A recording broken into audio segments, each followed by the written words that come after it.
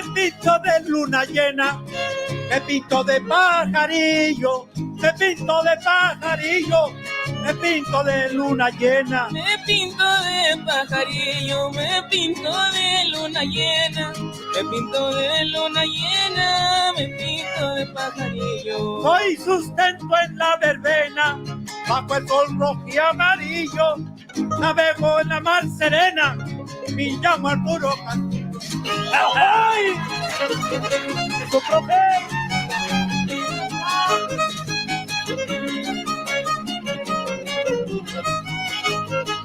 Échale bichilango, el cerraje.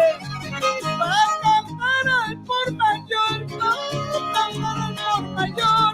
Pues yo luego le entro, pues yo luego le entro. Va a cantar al por mayor, pues yo luego le entro. Pues yo luego le entro a cantar al por mayor. Encuentro del trovador, Tampico es el epicentro, soy el chilango mayor y a sus órdenes me encuentro. Se alza entre la sierra y que se alza entre la sierra, soy la ceiba que florece. Soy la ceiba que florece y que se alza entre la sierra. Y que se alza entre la sierra, soy la ceiba que florece. Traigo un verso que se mece exigiendo algo a la guerra. Quien sabe cuidar la tierra, aunque muere no perece.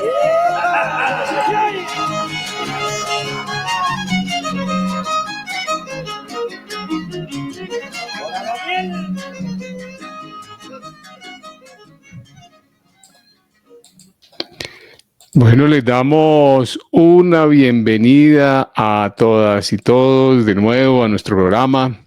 Un abrazo para nuestra querida audiencia que se conecta en este espacio de historias, de artes y utopías. Saludamos también con cariño a Urdimbre Radio 100.6 FM, a La Voz de mi Barrio 7, que hacen posible que estas palabras viajen por los territorios, le lleguen a las comunidades. Las invitamos a que se inscriban en nuestro canal. Es un espacio que no solo se queda en la reflexión, el conocer, sino en fundamental que es transformar. Y en cada episodio deseamos luchar por esas desigualdades, los silencios y las complejidades de este siglo XXI. Y pues lógicamente que aquí tratamos de tejer rutas colectivas para una vida digna.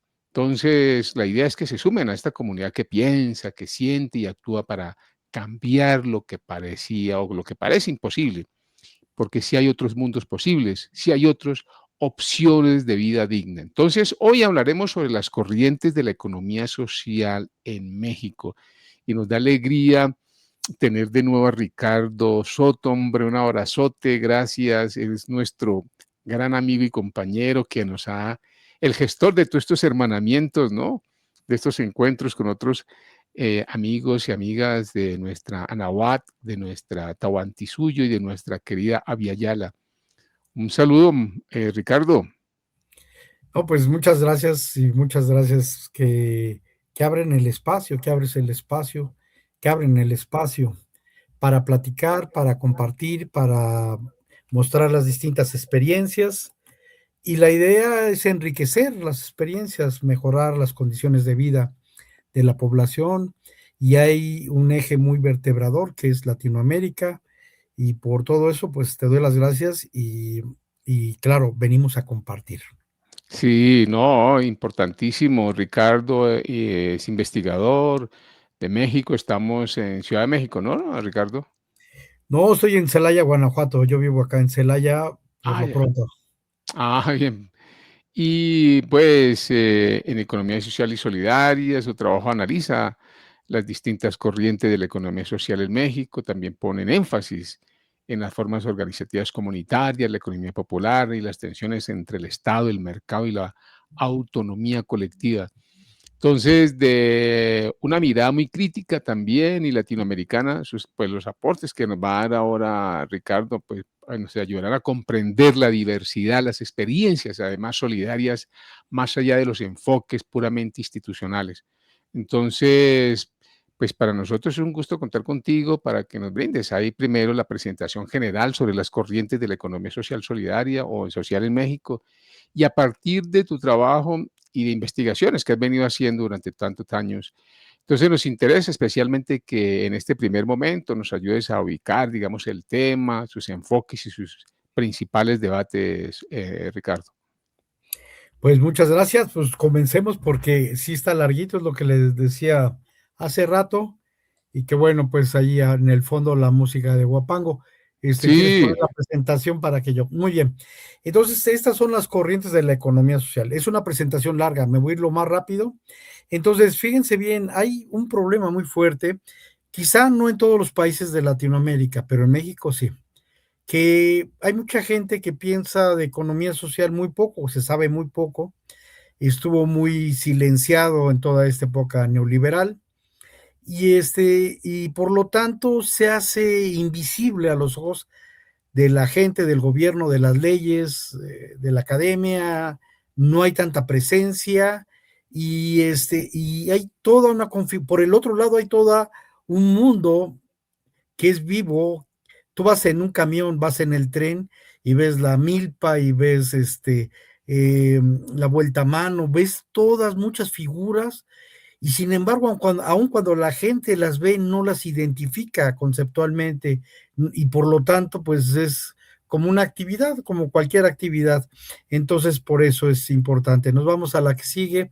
Entonces, no se ven, es importante, y te digo, la construcción de casa, los intercambios, la vida festiva, la gratitud a las cosechas, una solidaridad que hay por parte de la gente, y efectivamente somos como hormiguitas trabajando, distintas hormiguitas, y poco se ve del techo de la faena y de muchas otras figuras. La que sigue, por favor, me voy rápido.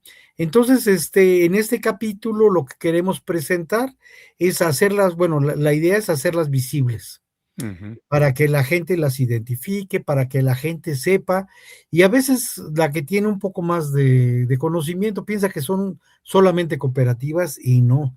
Nuestro país y nuestro continente está lleno, lleno, lleno, lleno de formas de solidaridad y de esto también trata esta exposición.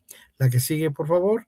Bueno, Guillermo Bonfil Batalla es un antropólogo y él cuando hizo la introducción a un libro muy importante que se llamaba El México Profundo, está señalando que hay otra forma de civilización. No era modelo, ni siquiera modelo económico, fue más allá. Y entonces habla de las otras formas de intercambios que hay y de ese México profundo, aunque nunca dijo que era economía social o economía de los saberes o sí sabía que había algo allá atrás y sí lo menciona, aunque no lo identifica, y él dijo, ¿saben qué?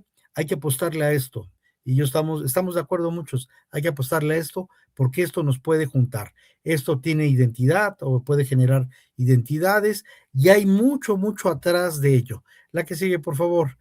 Bueno, pues estas son, de acuerdo a las investigaciones, puede haber más, puede haber menos, de lo que es la economía indígena, afromexicana o afroamericana, la que se manifestó aquí, la economía comunitaria, la economía feminista, el cooperativismo, indudablemente también, la economía popular, la economía campesina, la economía migrante, la ecología política. Hay una que es un montón de figuras, ya las habían publicado por gente de Costa Rica y otros intelectuales también han dicho sobre la gama de las cívicas sociales, que son bastantes. Los movimientos ecuménicos de teología de la liberación, en sí, ellos fueron los que han promovido, por eso no podemos, aunque no es una corriente propia de economía social, sí es una corriente que ha promovido en Latinoamérica y en México, promovió mucho lo que es la economía social, y por el otro lado, pues están, entonces, muchas tienen que ver, lo que vamos a platicar aquí es las formas de organización concreta, las cualidades. Ahora, aquí en esta parte verde hay algo bien importante porque también hay elementos de fugacidad más abstracta. Hay actos solidarios que no solamente desaparece la atención o el detalle, sino también el sujeto que las da. Entonces, son fugaces, son muy bonitas, pero también hay elementos donde hasta el sujeto se pierde para decir, esto lo hizo la comunidad. Ah, canijo. Entonces, eso es importante, ¿no? Bueno, pues de esto vamos a hablar y vamos a platicar. La que sigue, por favor. A grandes, bueno, a ver aquí, alto. Aquí están los palenques, los quilombos y las cumbres. Fíjate que, bueno, allá en Colombia, pues claro, también hubo bastantes, aquí hubo en México, y eran esos lugares donde los negros y marrones les llamaban a la gente que salió y se salía porque pues era muerte. Todos estos quedaban en la muerte, pues eran esclavos, eran bestias, abusaban en la mina, abusaban en distintos lados en los trabajos. Entonces no había de otra, o te vas, porque si no, te quedas, y si bien te va, pues quizás sobrevivas, pero el común denominador de ellos, pues moría en las minas y en el trabajo pesado. Entonces, no solamente se dio allá, también aquí se dio en la Sierra Songolica, en el Valle de Córdoba, y es importante porque esta forma de solidaridad era muy interesante. La que sigue, por favor, que tiene que continuar con esto. La que sigue, muy bien. Entonces, en Veracruz, Guerrero, Oaxaca, que son estados, se manifestaron estas formas de palenques. También hubo un movimiento muy importante del Negro Yanga antes de la independencia mexicana, fue muy, muy necesario, y bueno, entonces de antemano han existido estas formas de economía social. No era una jerarquía, no, eran cosas más horizontales, de acuerdo. Acuérdate que también muchos africanos no hablaban el mismo idioma. Es todo un tema, Claro. ojalá ya platicamos con detalle, con más precisión. Muy bien, nos vamos a la que sigue, que es la que sigue. Y otra es la herencia del calpulli. El calpulli es una forma que se desarrolla en Mesoamérica, principalmente por parte de los aztecas.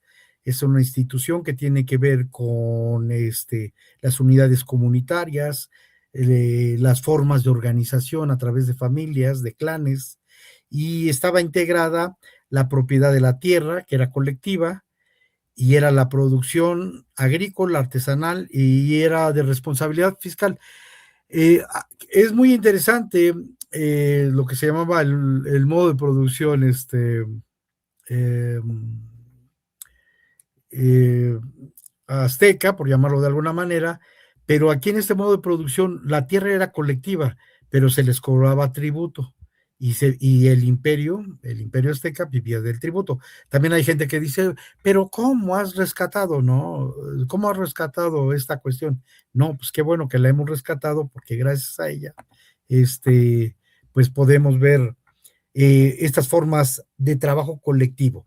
Y tiene que ver con las formas de provincia y tiene que ver con la geografía política de aquel entonces. La que sigue, por favor. Entonces está la herencia. Al calpulli se le conoce como casa grande o como barrio, sería el sinónimo actual. Se tenía que pagar el tributo colectivo y hay 4 elementos que son importantes: el comercio, la agricultura, la producción, que juegan el papel fundamental, y que en la agricultura, a través de la COA, pudieron hacer cosas, en otros lugares la chinampa. La que sigue. Bueno, entonces el tributo se cobraba al calpulli, estaban organizados a través de ciudades, estado e imperio. Y se trabajaban de manera artesanal los calpullis, por especialidad. Estaban los alfareros, la gente que trabajaba pluma, los mineros, y aunque no había metales, bueno, sí había metales, había el oro, la plata, indudablemente, y la manejaban, pero apenas empezaba el cobre y otras cosas. El Calpulliec es el jefe el director, el que estaba allí como presidente local, y luego estaba el administrador general, el Tachao Chau, y el Tiquitlatos es como el encargado de supervisar, ¿no? Entonces había una división de trabajo muy interesante en estas formas del calpuche. Bueno, adelante, no, Creo la que que me pasé. sí te pasaste como varias, Sí, ahí está. Este es el análisis comparativo, porque dice otra gente, no, no, no, cálmate, pues si no es lo mismo que lo mismo, no. Lo que pasa es que hay formas de apropiación que se fueron dando. Entonces, sin querer, ¿eh? O sea, esto no es así que o se juntó un grupo de gentes, no, no, no. Esto se da. Entonces, en el viejo Calpuye, que es del lado izquierdo, están las unidades comunitarias, los barrios, los clanes, los encargados en la administración, la educación, la religión y la organización militar. En la actualidad, las comunidades indígenas, sobre todo en algunas comunidades, especialmente en el centro, persisten estructuras organizativas del Calpulli, la tenencia colectiva, la toma de decisiones comunitaria, y estas prácticas están vinculadas a la idea del trabajo colectivo y el apoyo mutuo. Entonces, esta es la versión, lado derecho, actual, y no lo digo yo, lo han dicho varios antropólogos diciendo que sí, hay una similitud, claro, histórica, que sigue permaneciendo en algunas formas de trabajo, de organización. El capullo, perdone, Ricardo, cuando tú hablas del capulli, ¿eso más o menos qué línea de tiempo tenemos nosotros? ¿De qué año es? ¿De qué pues siglo? antes de los españoles, Claro, antes de 1400, 492, por ahí, antes, mucho antes todavía, claro. Ah, mucho ya. antes. Entonces, estamos hablando gracias, sí, hay que hacer esas precisiones. Bueno, entonces las comunidades indígenas persisten en la forma de organización. Hay un trabajo colectivo que se sigue haciendo, que es el tequio. Ahora, el tequio es el trabajo comunitario obligatorio, se sigue haciendo y es bien importante. Y luego está la faena, que es el trabajo colectivo, pero de beneficio común.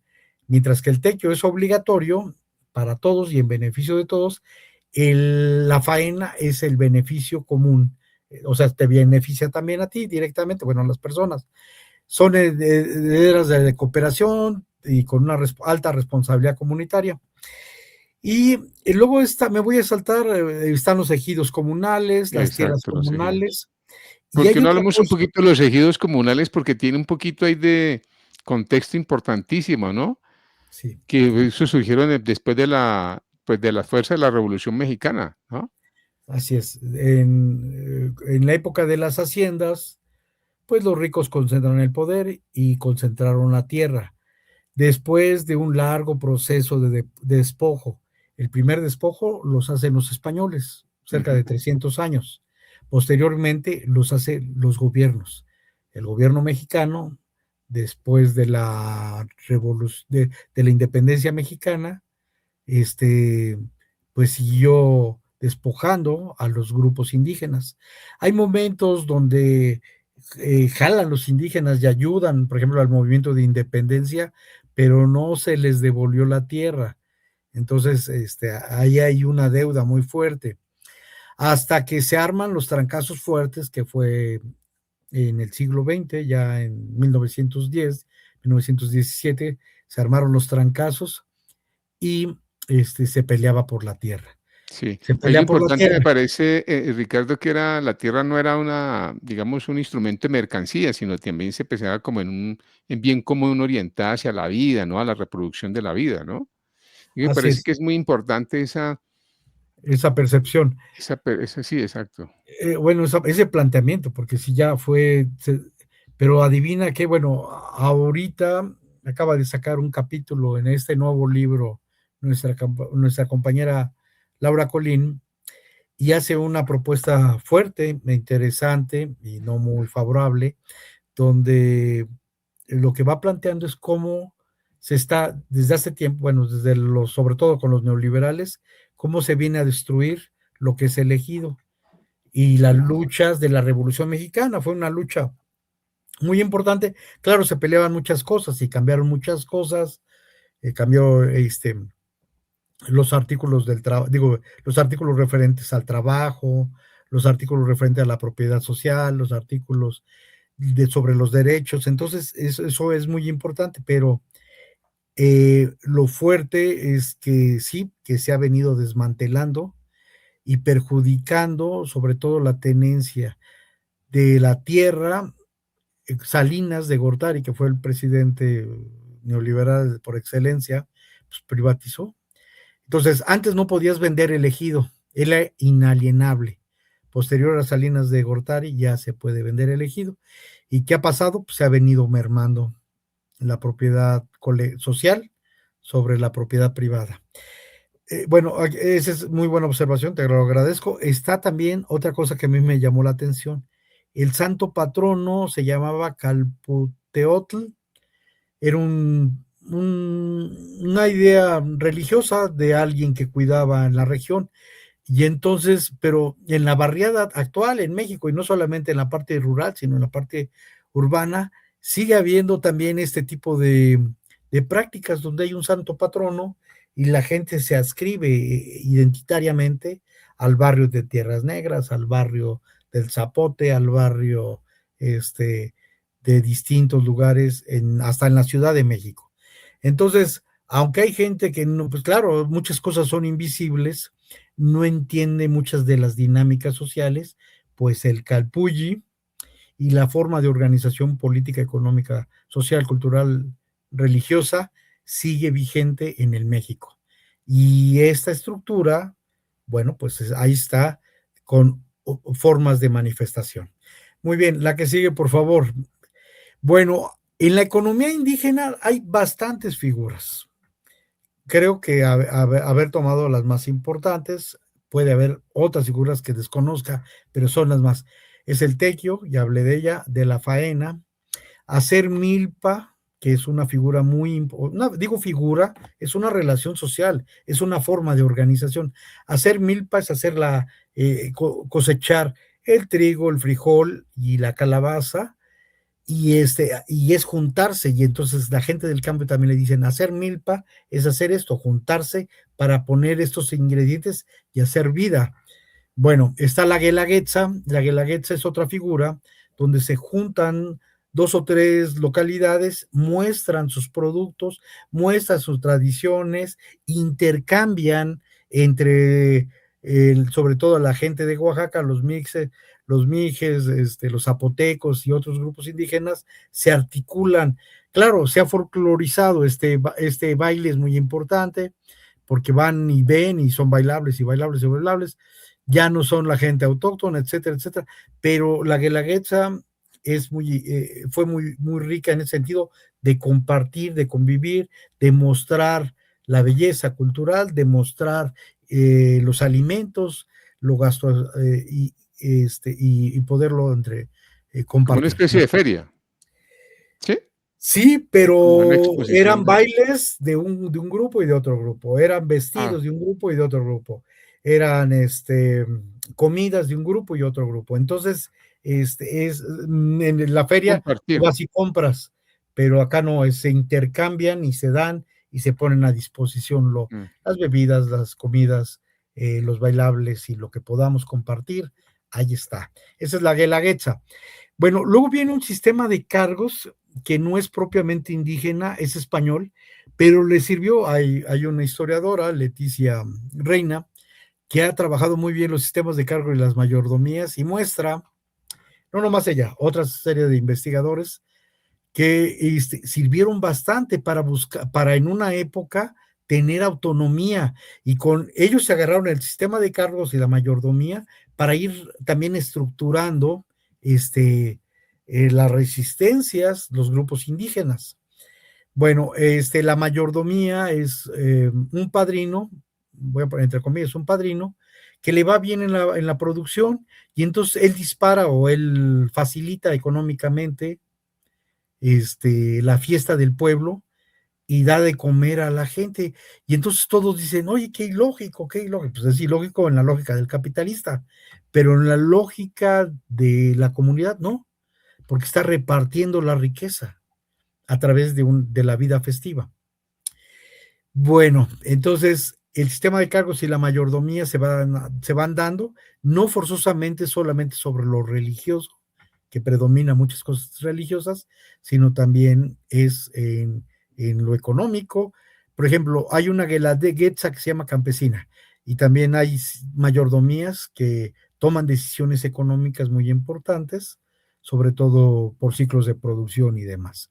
Entonces, estas dos figuras son apropiaciones culturales de los españoles, pero que resignificaron, refuncionalizaron los grupos indígenas. Esto ya es posterior. Ahora, esto ya es después posterior a 1492. Bueno, 1400, sí, 92, ¿no? Sí, 1400, 1500, 1500, 1600, ya estos son las, ya, ya. pero lo aprovecharon bien. Entonces, no puedes decir, no es algo propiamente español, porque ahí lo refuncionalizaron los grupos indígenas. Ajá. Entonces, no es así, lo español, no, maestros. Aunque hubo Eso es cosas una forma de interesantes. resistencia, un acto de... Claro, de aprovechar de los espacios y todo eso y volverlos a resignificar. Y Leticia Reina defiende, dice, gracias a estos espacios pudieron mucho consolidarse los grupos indígenas, buen tiempo todavía, ya hasta la actualidad muchos de ellos, por estas formas de organización.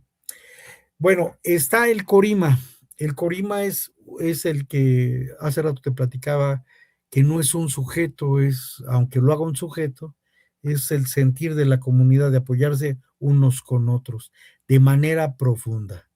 ¿Y con quiénes se dan? Pues con la gente del norte, con los tarahumaras, donde hay mucha pobreza. Los que corren, si has visto algún documental, ¿no? Donde los indígenas que corren bastante, bueno, son los famosos raramuris o tarahumaras, y ellos tienen una forma de solidaridad muy fuerte.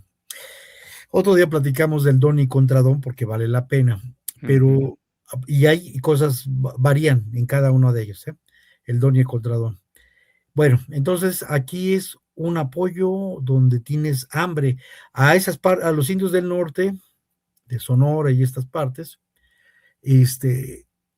está muy fuerte porque o es muy cálido o es muy frío en las épocas del año. Entonces hay hambrunas y todo lo demás. Pues ellos tienen mecanismos de solidaridad, por llamarlos de alguna manera, donde uno cuida al otro. Y lo hacen porque lo hacen, no, ni siquiera, por ejemplo, en muchas formas de cadenas de valor, uno le da oportunidad a escoger. Aquí no, aquí te llega, quién sabe por qué te llega, y tú tienes que ayudar al que te llega de manera honesta, profunda. Es una ética que Ahí rebasa. estaba la otredad en toda su dimensión. Sí, sí, y entonces, ¿y quién dice? Yo lo hago, no, porque a nosotros luego sí nos gusta, ay, mira, ayudado al viejito, ay, mira, pero no, esto rebasa, no es el sujeto el que lo da, es la comunidad el que la da. Entonces, por eso se da en otra dimensión, y por eso es tan rico ese ejemplo del Corima. Bueno, el trueque, pues ya lo conocemos. La gozana es una forma de vuelta a mano. Entonces, yo te apoyo, tú me apoyas, yo te apoyo, tú me apoyas. La conquista es una figura relativamente más reciente, sigue siendo en la conquista, y entonces los danzantes se van por ejemplo, yo soy de un barrio, tú eres de una ciudad y tú eres de otra, y entonces yo te caigo para bailarte a tus santos, y entonces tú me tienes que recibir, pero yo tengo, como te caí en tu casa, bueno, le llegué a tu casa o me hospedé en tu casa, entonces yo tengo la obligación que cuando tú vengas, yo de mi casa te dé un espacio para que comas y todo lo demás. Eso es lo que se llama dentro de los concheros, los que bailan en las fiestas de los santos y religiosos, la conquista, y es propiamente indígena. La que sigue, por favor, todas estas figuras. Bueno, pues está la economía comunitaria, donde se da el trabajo comunal, hay formas de espacios donde la gente decide, hay un poder comunitario, hay un territorio a donde se adscriben, que es importante, y indudablemente hay elementos culturales. Fíjate, qué vaciado, no existe acá, ustedes sí la tienen, los argentinos la tienen, Y nosotros teniendo todo, por ejemplo, 64,172 localidades de población indígena, no es reconocida. Entonces, por eso es el enojo, por eso es la lucha, por eso es la importancia de este capítulo, para que sepan el impacto social incluso hasta los diputados, ¿no? O sea, se hacen, no sé, o no saben, pero es importante que sepan que atrás de todo estas gente hay grupos de personas, hay grupos que están pidiendo, exigiendo que se les reconozca. Y bueno, la economía comunitaria juega este papel. Ahora, no solamente, bueno, esto es de una tradición indígena de los 64,172, no, hay otras figuras. El zapatismo pudo hacer comunidades de distintas lenguas y de distintas culturas a grupos indígenas. Bueno, y también me imagino que también, sí, ustedes también los tienen porque sí ven un documental. Por ejemplo, los alemanes que se vinieron acá, que es un grupo religioso, ahí se me fue el nombre. Bueno, pues estos alemanes que se vinieron desde hace mucho tiempo, les dieron tierras y ellos trabajan comunitariamente, aunque ellos son cerrados, son herméticos. El beneficio no ha mejorado para la población, es solamente, puede decir, y egoístamente a cierta forma, entre ellos les ha ido muy bien, pero no les ha ido, no se han puesto las pilas. Ya han llegado a Argentina, ya han llegado a Colombia. Este grupo alemán no son los cuaqueros, ¿cómo se llaman? Ahorita te digo. Bueno, Sí, pero eso lo de economía comunitaria ya es una categoría mucho más actual, ¿no? Ya esa categoría, decir sí, economía comunitaria, ¿no? sí, bueno, aunque aquí hay elementos, aquí en la cuestión hay elementos indígenas, no, también tiene ya rato, Ah, sí. porque acuérdate, por ejemplo, en México hay cerca de 68 lenguas distintas, idiomas distintos. Entonces, cada grupo identitario tiene su propio idioma, ¿de acuerdo? Antes se les llamaba dialecto, pero no, son idiomas, punto. Entonces, por eso, y eso ya se daba entre el grupo, sus valores, sus formas de trabajo, sus representaciones, y muchos de ellos, bueno, pues tenían sus esquemas de poder comunitario. Nos vamos a la que sigue. Está la economía feminista, no tengo mucho que decir porque todos ya casi la conocen, ya han estado hablando muy bien nuestras compañeras. En el caso de México hay un ecofeminismo comunitario de subsistencia, hay economía feminista solidaria, hay feminismo comunitario indígena. Eso está muy interesante porque habla de la comunidad como habla del cuerpo. Entonces ya te metes a una situación muy, muy bonita, muy estética. El cuerpo como territorio. El cuerpo como territorio, así es. Bueno, y la economía de los cuidados, que sigue siendo, pues, yo creo que de las mucho más importantes, aunque van dicho, es que no pagan y no sé qué, pero no, es que alguien, bueno, todos debemos de entrarle a cuidar a la gente mayor, a cuidar a los niños, a cuidar a los viejitos, a, a preparar los alimentos, todo eso, todos debemos de entrarle, y esta es la puerta que nos ha dado la economía feminista, y agradecemos porque estas cosas no se ven y están fuera de la lógica del capitalismo. De hecho, hay autores que están diciendo que se ha venido acabando con la economía de los cuidados. Sí, a medida que abaratas la mano de obra, a medida que fragmentas las familias, a medida que eso, pues sí, le das en la torre a la economía de los cuidados. Claro, Entonces que a la hay mujer que le toca ir a defenderla. trabajar, entonces, bueno, le toca el triple, ¿no? Ahora, pues le toca trabajar, regresar a la casa y también Y la cuidar doble jornada, la triple jornada, sí, sí, a sí, sí, triple sí. jornada. Sí, pero hay que luchar. Bueno, esta es la economía popular, eh, y la planteamos es así. Fíjate que tiene que ver estructuralmente con tres elementos. Entonces, Bueno, con más elementos, son 5. Entonces, la primera parte son la estructura de la familia. Entonces, eso es importante. ¿Cómo nos organizamos? No es lo mismo que seas matrimonio, a que seas, que tengas 2 hijos, que tengas 4 hijos, que los hijos ayuden a la actividad económica, eso es importante. O que los primos, los tíos y demás estén en la actividad económica, eso es importante. Esa es parte de la estructura de la economía popular. El segundo elemento muy importante es la unidad doméstica. La unidad doméstica generalmente pues, es donde viven, donde se dan las interacciones importantes.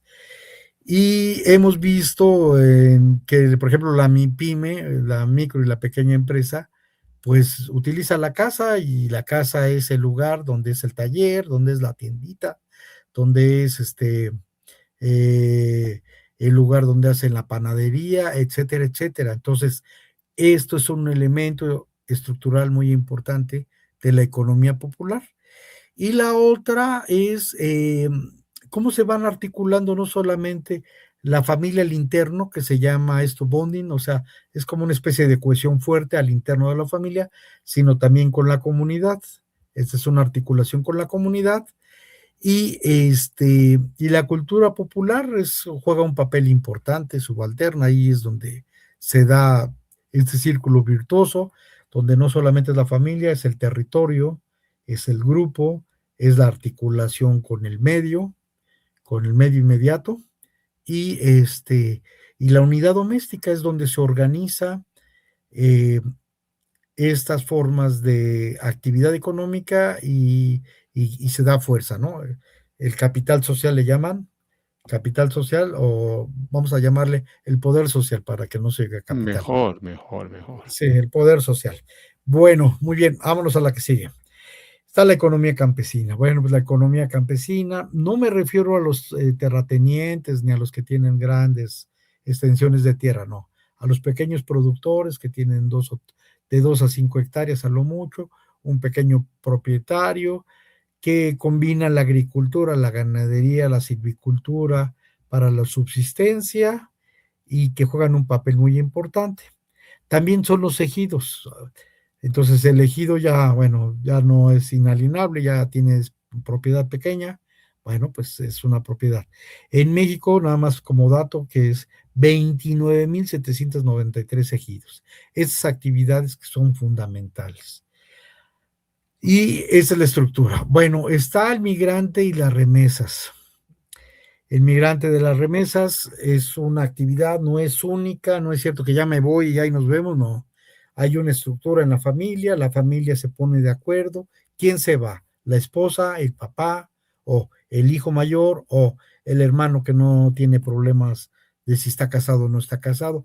Aún así, se tiene que, en el lugar de origen, en el lugar de origen se tienen que organizar para hacer la actividad, y está el compromiso de que el chico va a mandar, por ejemplo, para los hijos, para el papá, para la mamá, las remesas. No es una forma abusiva, no, es una forma muy solidaria que se da por lo general en la mayoría. Yo estudié más de 10 años el fenómeno, y entonces los migrantes se van, organizan, y luego mandan, y luego ayudan con las remesas, con el dinero, a mejorar los cultivos, o hacer otros negocios para la familia, o ayudarle al papá, o pagarle los estudios a los hermanos. Y también me ha tocado donde las migrantes se van, las mujeres, y se preparan la boda, van, construyen su patrimonio, fíjate qué interesante, y cosas muy buenas que se van dando. Pero esta es la lógica solidaria, no es la lógica de los que están corriendo ahorita, los mexicanos y todo eso, y a los guatemaltecos y a los colombianos de Estados Unidos. No, esa es la lógica de las familias, y por qué han servido las remesas y por qué han ayudado bastante a Latinoamérica, y en primer lugar a México, cómo nos han caído bien, pero es ese trabajo colectivo que hay una buena disposición de estar articulando, administrando, produciendo, apoyándose para poder hacer estas actividades. Entonces, la economía migrante y las remesas juegan un papel importante en la economía social. Me voy a la que sigue. Bueno, y aquí está una muy buena, que es la ecología política, que son bastantes. Hay luchas, hay movimientos teóricos, hay movimientos sociales que se dan, ¿no? Entonces, y que es muy importante la ecología, así es que pásame la que sigue, por favor. Armando, muy bien. Está la ecología política, la ecología social, la agroecología, la ecología profunda, la ecología feminista, la ecología decolonial y la economía ecológica.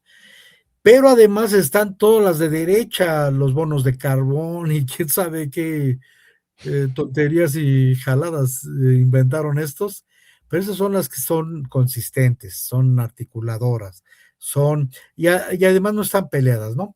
Entonces aquí definimos qué es la ecología política, principalmente tiene que ver con el poder, los recursos, el medio ambiente, y está Enrique Lev, Gustavo Esteva, David Barkin, Víctor Toledo y otras gentes que han estado luchando por la ecología política. No es nada más la parte ecológica y siembras arbolitos y ya no. Atrás de esto están los intereses de las transnacionales, están los intereses de las empresas que hacen el maíz transgénico, del glifosato y todos estos, y estas son las luchas de la ecología política. La que sigue, esta es la ecología social, que tiene que ver con las relaciones de autogestión comunitaria y democrática que se van dando. La que sigue, porque no me va a alcanzar el tiempo. La que sigue está, Armando, por favor. Está la agroecología, que es importante porque es la que está luchando sobre todo por la soberanía alimentaria. En el caso de México, la agroecología es una parte de la que está luchando por recuperar todo lo que es la seguridad alimentaria, el maíz, el trigo, la calabaza, etcétera, donde no tengamos estos problemas y sobre todo el cuidado, donde no metamos transgénicos, no metamos cosas tóxicas, ni que haya venenos. Es una línea muy interesante. Aquí hablan de Miguel Altieri, pero también está acá la Secretaría de Agricultura, que hay un área muy fuerte en agroecología, y es rescatar, cuidar y ver los maíces criollos, los frijoles criollos y demás. La que sigue, por favor. Está la ecología profunda, este es un poquito más anarquista, muy radical, y casi dice, ¿sabes qué? Tenemos que regresar muchas cosas al origen. Estaba acordándome de una gente que vivió en México que trabajó el decrecimiento, y que muchos de los postulados eran radicales, muy interesantes, no por eso. Sí, ya, o sea, cuando nos esté llevando la fregada, ¿qué vamos a hacer para recuperar? Entonces, es de las críticas más radicales que hay. La ecología profunda. Vámonos a la que sigue. Y nos vamos, Armando. Ahí se los voy a dejar. Bueno, está la ecología feminista, que tiene que ver, bueno, ya lo platicamos, con el cuerpo, con los movimientos ecologistas, con el trabajo, con el cuidado y con con las cuestiones de la economía de los cuidados. Muy bien, ya platicamos de eso. Está la ecología decolonial, donde pues Arturo Escobar y otra serie de gentes han trabajado, y cómo es importante desde abajo reconstruir, desde los saberes, y no nada más de lo que vengan a decir los ecólogos de otros lados, sino también los saberes de los grupos indígenas y de varias cuestiones. Entonces, por eso, entiéndase que no nada más es un cambio de semilla o lo que sea, es un problema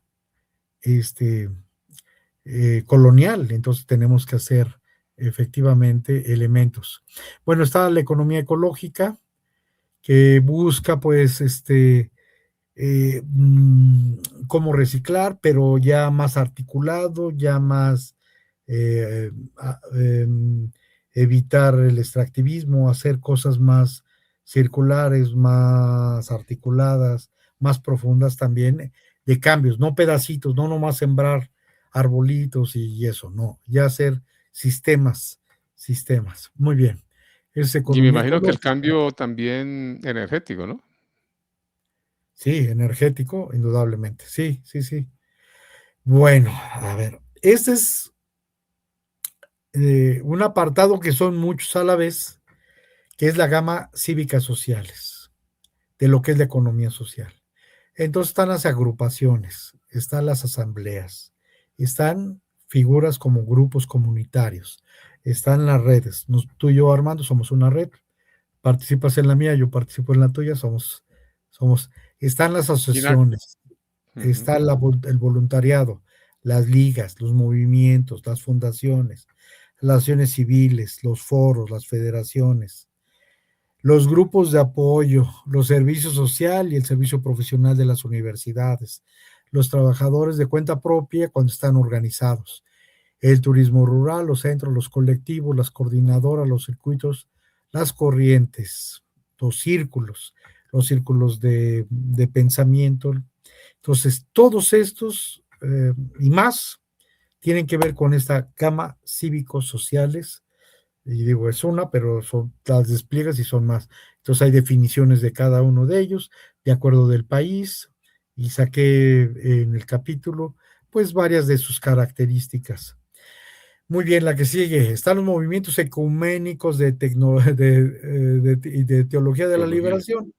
Y aquí pues está muy interesante porque están las iglesias comunitarias, digo, las comunidades, bueno, entiéndase que esto no es nada más catolicismo, también hay protestantes, también hay de distintas corrientes en la teología de la liberación, de distintas religiones en la corriente de las teologías de la liberación. Entonces, pues sí, la teología de la liberación, pues lucha la que sigue, por favor. Pues hace comercio justo, consumo responsable, ha ayudado a hacer cajas populares de ahorro y préstamo, han ayudado a, este, a que hagan empresas sociales, han ayudado a que tengan formas de organización. Entonces, si bien los grupos ecuménicos y de teología de la liberación no es en sí, no es economía social, ellos han promovido bastante la economía social. Estaba platicando con un compañero colombiano y me decía que sí, que gracias al movimiento a ecuménicos y teología de la liberación empezó a involucrarse a apoyar en la economía social. Entonces, lo que son los comedores populares, todos este tipo de cosas las impulsaron estos movimientos, porque querían que se le ayudara a la gente directamente. Entonces, desde la producción, el consumo, la distribución, directamente a la gente. En eso contribuyeron bastante a la economía social. Muy bien. El comercio justo y todo lo que ven aquí tiene que ver con ellos. Bueno, nos vamos a la que sigue y para Creo ayudar que se a... acabaron. Ah, perfecto. Bueno, pues dicho lo anterior, pues sí es importante decirlo, es importante que la gente sepa. Y bueno, tú me preguntarás, quedamos en eso. No, Ricardo, primero, pues es un trabajo muy, muy importante porque se hace explícito lo invisibilizado, lo que históricamente ha venido dándose y que se ha modificado de una u otra forma de pronto. Algunas de todas esas, ¿cuáles todavía quedan de todas esas que nombraste? ¿Están todavía de hecho legítimas o el Estado o las organizaciones de pronto han querido como permearlas y de pronto formalizarlas y volverlas jurídicas o se han mantenido más bien de hecho? Porque yo creo que la mayoría han sido más bien de hecho, ¿no? Sí, son de hecho. Sí, bueno, pues han querido impulsar, el gobierno, bueno, no lo veo mal, ha querido impulsar el gobierno las cooperativas, Ah, pero bueno. nosotros dijimos, ¿sabes qué? No nomás las cooperativas, Ahora, hay dos cosas que me gustaron y que como que no entendían los economistas. Una cosa es la unidad económica y que queda claro, ¿no? Es un lugar donde se hace la actividad, ta, ta, ta, ta. Y la otra es el evento, y entonces les cuesta trabajo pensar en el evento. Entonces el techo, la faena son eventos. No hay una organización que, bueno, sí, ahora sí hay, que el nombre de techo lo vas a ver en muchos lados, pero originalmente se junta la gente, hace la talacha y todo lo demás. Y lo que estábamos peleando es que la política pública, si quieres ayudar, pues ayúdalos. De hecho, los ayudan, ¿eh? Bueno, los ayudan relativamente. Entonces, a veces pone, por ejemplo, acá en México, pone el cemento, pone la arena, pone la grava, y los otros echan la mano, hacen el techo, hacen la faena, y ya construyen las escuelas, construyen los caminos, ponen el drenaje. Pero esto es evento, no es una unidad económica. Los economistas nomás piensan en unidades económicas, piensan en la tiendita y en la fábrica, pero en una forma de organizarse temporalmente de la población. Termina la talacha y se termina, talacha es trabajo, Sí.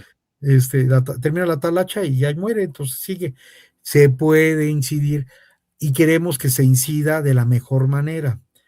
Por ejemplo, con la economía feminista me gustó en un congreso internacional, escuché a una investigadora chilena estar platicando de que hay oportunidad de hacer varias organizaciones de actividades económicas de la economía del cuidado, pues sí, claro, que puedas ayudar a hacer estancias de viejitos, estancias de niños, pero está perfecto, claro que se haga bien, que no sea rollo, que no sea chantaje, porque también Claro. luego sirven estas cosas de chantaje y de rollo. Bueno, Ricardo, dime. eh, digamos, pensémonos un poquito ahora de todas estas prácticas sociales, comunitarias, territoriales. Todo eso, la economía social puede coexistir con el mercado, digamos, todos estos encuentros comunitarios pueden coexistir con el mercado sin perder, digamos, su horizonte, su esencia. Digamos que muchas organizaciones, lógicamente, que deben vender, deben competir de una u otra forma, también deben sobrevivir, pues se abre, digamos, el dilema sobre la mercantilización de sus propias acciones o sus propios productos. Eh, y de pronto uno pensaría hasta qué punto la inserción en el mercado puede transformar o pone en riesgo incluso los principios de estos procesos comunitarios y de la economía social solidaria. Hasta qué punto, de una u otra forma, pues ellos, hay que hacer también, digamos, esas dinámicas hacia afuera, ¿no? Porque no pueden verse todo el tiempo hacia adentro, ¿no? Como para circular sus productos, porque ahí hay una tensión entre mercado, ¿no? Hay una tensión en lo comunitario, pero también en lo estatal. Ahí, ¿cómo es ese entrelape para que no pierda precisamente ese fin comunitario, esa ética? Pues sí, no está fácil, no está difícil tampoco. A ver, voy a decir, no lo digo simplistamente. O sea, todas estas cosas se dan por resistencia, efectivamente, o sea, porque tenemos que sobrevivir. Si sigues pensando o se sigue pensando que nada más a través del dinero y a través el dinero es el único fin, no. El fin es alimentarnos. El fin es hacer bien el producto. El fin es compartir, bueno, intercambiar también, y puede haber dinero de por medio, intercambiar y satisfacer las necesidades. El fin no es conglomerar, acaparar. El fin es que vivamos nosotros de manera sana, que no estemos 24 14 horas como anteriormente en el trabajo, que tengamos tiempo de compartir, de vivir, de cuidarnos. Entonces sí, esta vertiente que se le llama capitalismo social, ya también hemos platicado de ella, donde se busca pues darles un espacio chico a los pequeños productores para que pues lo que no alcanza a generar el mercado laboral, aunque es voraz, siempre se quieren todo. He visto casi muchas cosas de cómo todas estas figuras populares las agarran las grandes corporaciones para para vender. Por ejemplo, las gritonas en los mercados era muy común, después ya pusieron a las que trabajan con artículos de carnes y todas estas, a que griten las gritonas, ya lo había visto hace tiempo.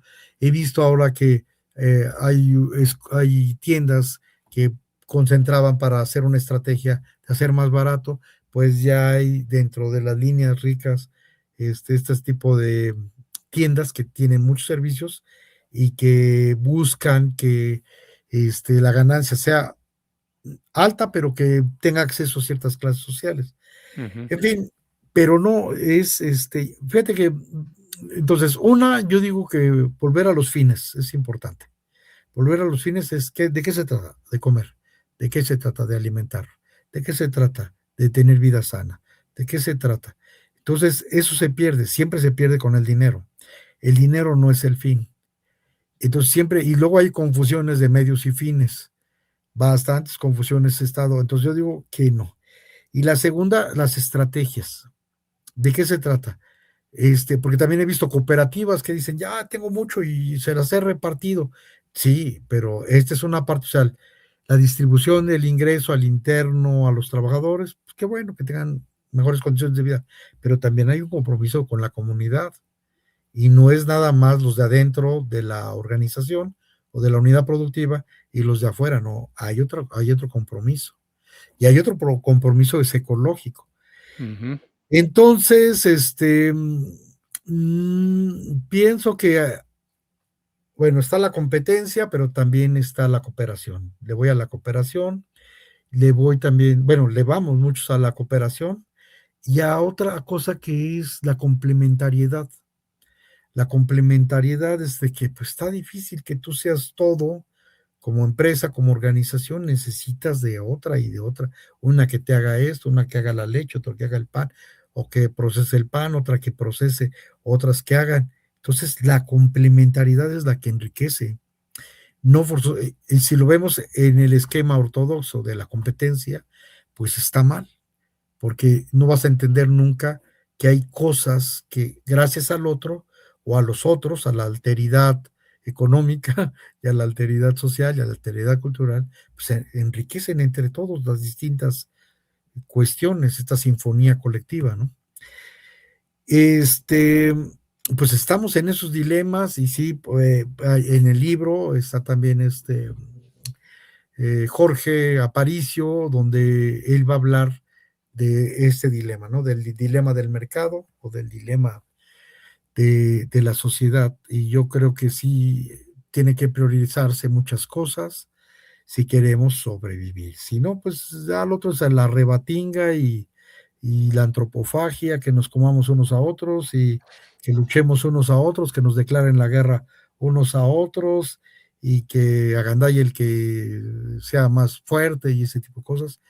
Y yo creo que de eso no se trata. Sí, claro, no.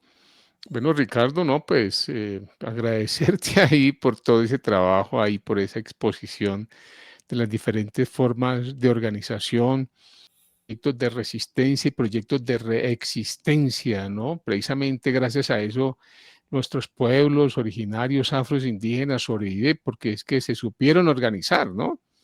Sí. Y se supieron blindar afortunadamente cuando antes y después, lógicamente, y creo cuando hablamos de toda esa conquista, ese ecocidio, ese epistemicidio, ese genocidio que se generó en 1492.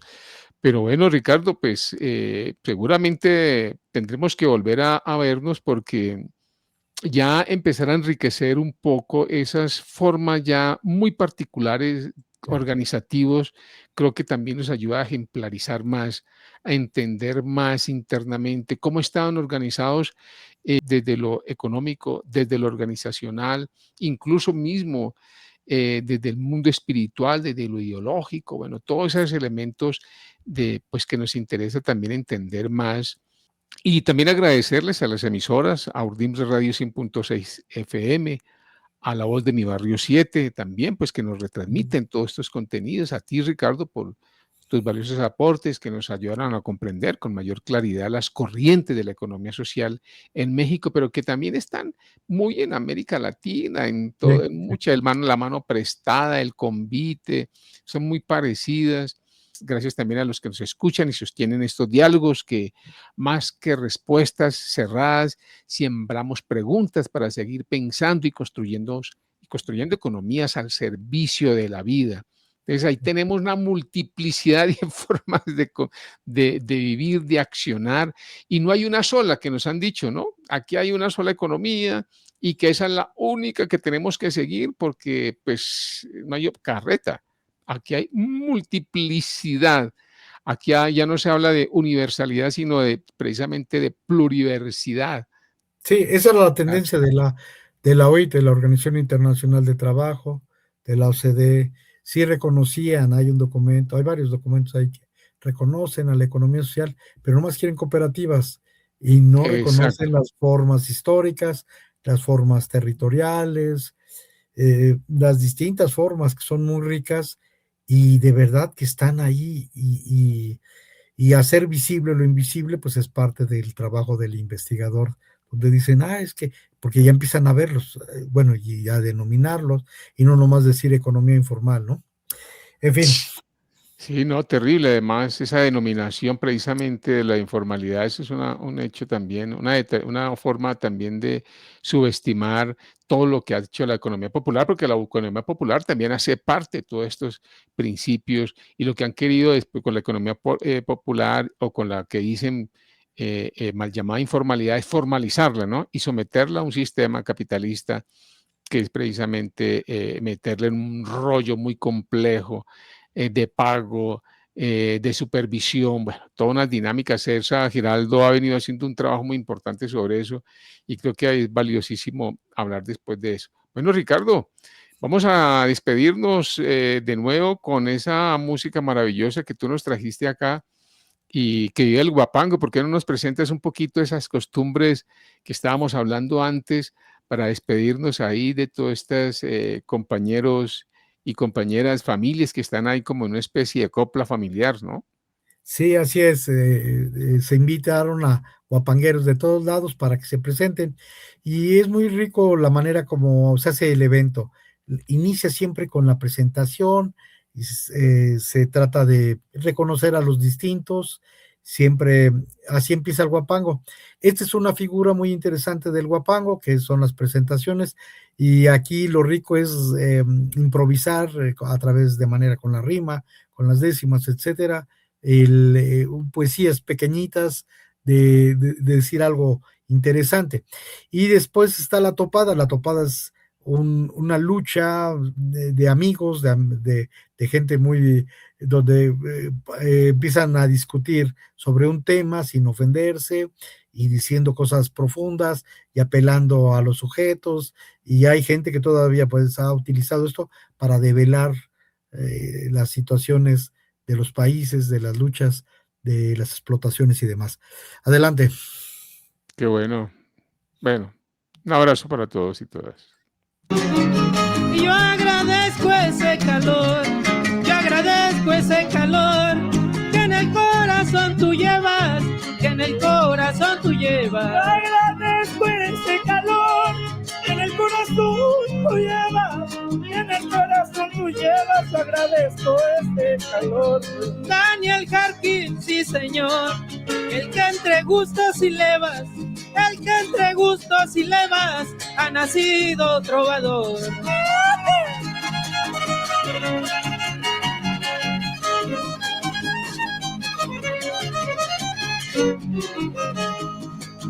Por verdes montes y valles, directo desde el balcón, directo desde el balcón, por verdes montes y valles. Por verdes montes y valles, por verdes montes y valles, directo desde el balcón y directo desde el balcón. Con lisones y cantares, defiendo la tradición. Aquí está Javier Hernández, el canario de Chicón. ¡Ay! ¡Eso todo, compadre! ¡Pura cortito!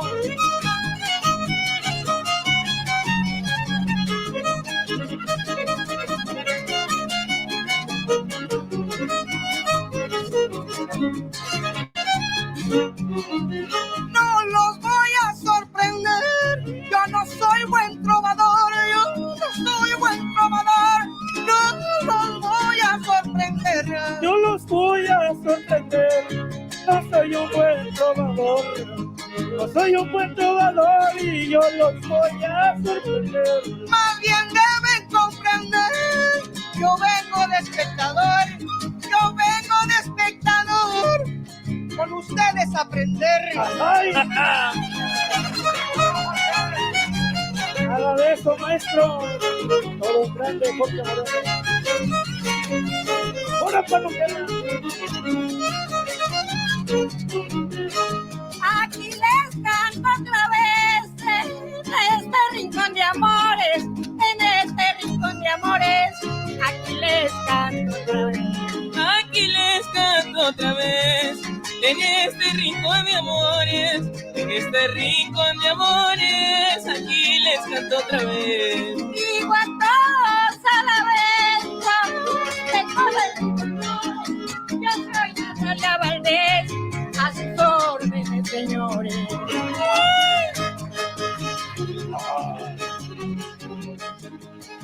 Sale bonito, Lupita, qué bonito.